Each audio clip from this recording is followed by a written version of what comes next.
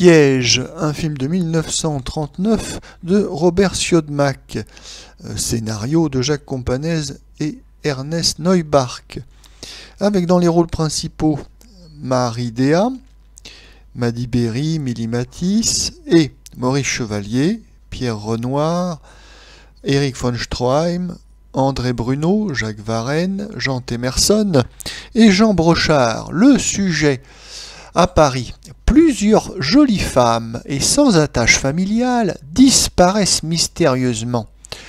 La jeune Marie Déa, qui est une entraîneuse, une taxi girl, amie d'une victime, va finir par accepter de collaborer avec les forces de police en servant d'indicatrice et d'appât pour inciter le criminel à se manifester. L'enquête va rapidement prendre une direction inattendue. Le propre fiancé de Marie Déa, c'est-à-dire Maurice Chevalier, est soupçonné d'être le maléfique criminel.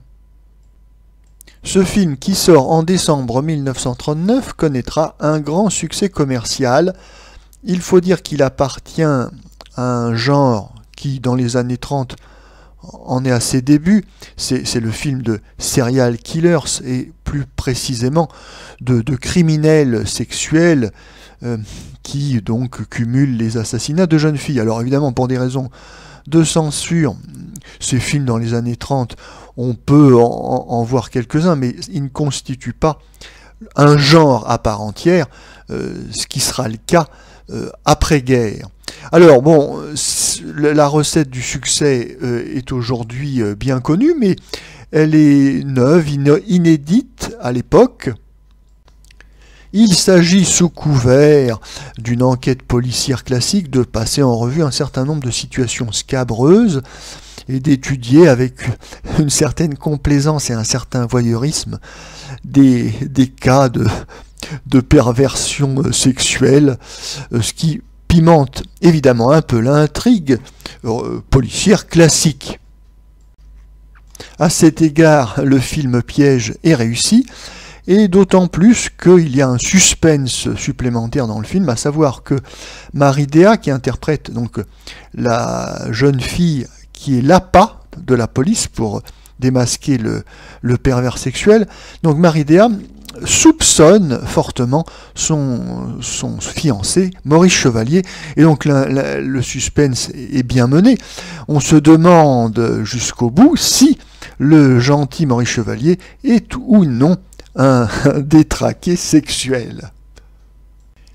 On remarquera d'ailleurs l'interprétation de Maurice Chevalier dans ce rôle ambigu, car c'est vrai qu'on a plutôt l'habitude de voir Chevalier dans des rôles positifs, de séducteur, de brave garçon populaire et bon enfant, même s'il nous avait montré une autre facette de son talent dans le film de Maurice Tourneur en 1936 avec Le Sourire, où il interprétait un arriviste, certes souriant et sympathique, d'où le titre, mais qui était au fond très dur en affaires, très cynique, et ce rôle bien sûr se démarquait des personnages superficiels qu'il interprète habituellement.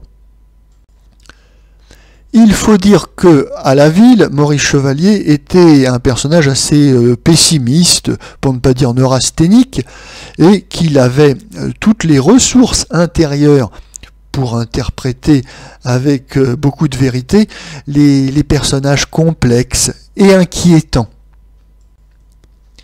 Quant à sa partenaire Marie Déa, elle est excellente, et cela d'autant plus que c'est une actrice débutante.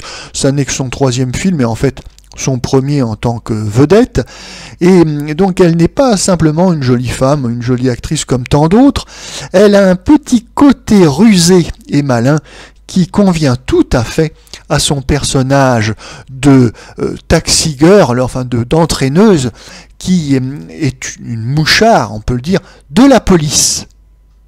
Notons enfin que ce film aura une petite carrière aux États-Unis, mais amputée des 12 minutes considérées par la censure comme trop explicitement sexuelles, ce qui n'empêchera pas, en 1947, un remake tourné par Douglas Sirk et intitulé Lured, des filles disparaissent.